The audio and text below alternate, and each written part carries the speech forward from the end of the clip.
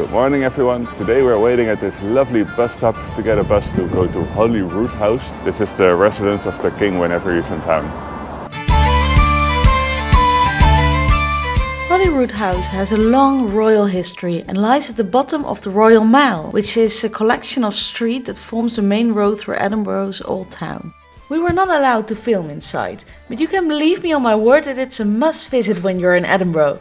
The chambers are beautifully decorated and you can learn to your heart's content about the history of the royals. As Joost mentioned, the king lives here whenever he's in town and he gives a nice garden party from time to time. As you can see, everything is really well kept. Next to the Holyroodhouse lies the Holyrood Abbey, which lies in ruins since the 18th century and is a spectacular view.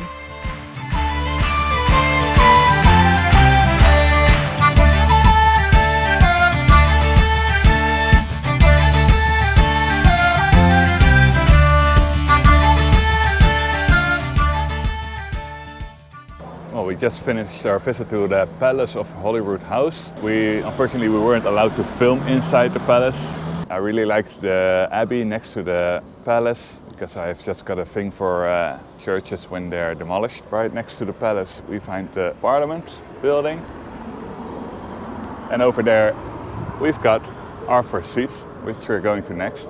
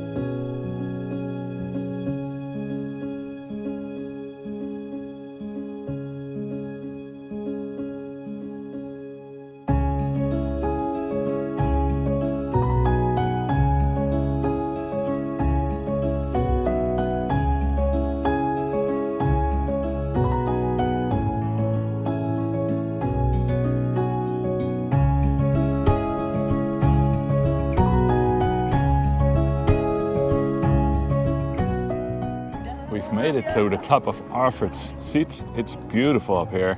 We just visited the castle. It was really nice. I would really recommend you going there. And from the castle you have a walk to Arthur's Seat. It's pretty steep but really worth it, and you have a fantastic view over the city.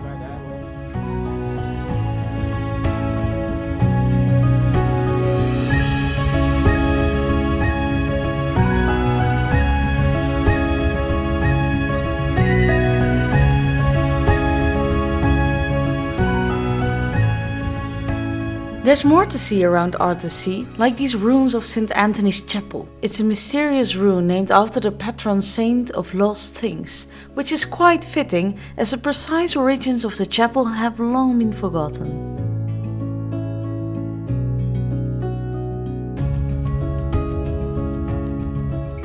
We've just come down from Arthur's Seat up there.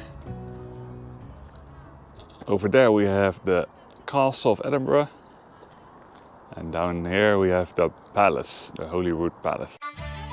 Next up is getting to know the city a bit more. We took the bus back to somewhere along the Royal Mile and walked along the old street towards Dunbar's closed garden. Those closed gardens, or small alleys, are the little gems around Edinburgh's old town and definitely worth a visit.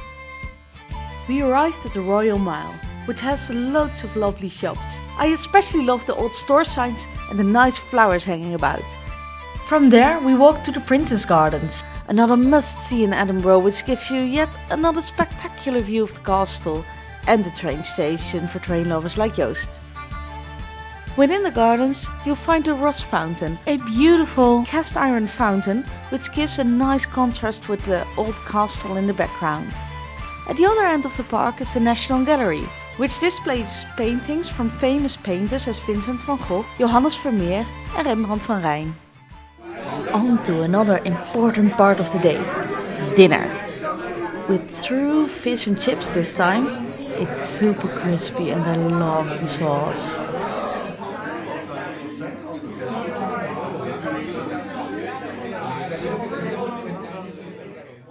And And down here we have the palace, the Holyrood Palace. And there's Miriam, she's waving, you can see her up over there.